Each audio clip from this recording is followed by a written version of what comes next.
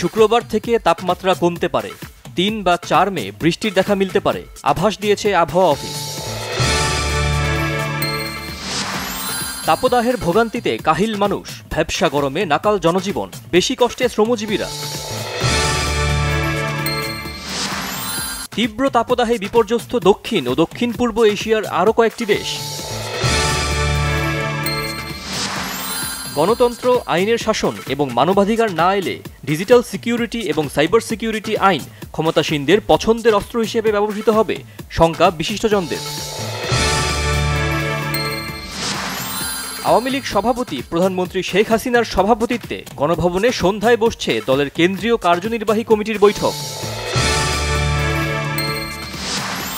বিএনপির সিনিয়র যুগ্ম মহাসচিব অ্যাডভোকেট রুহুল কবির রিজভী বলেছেন, দ্রব্যমূল্যের চাপে দুর্বিষহ জীবনযাপন করছে শ্রমিকরা।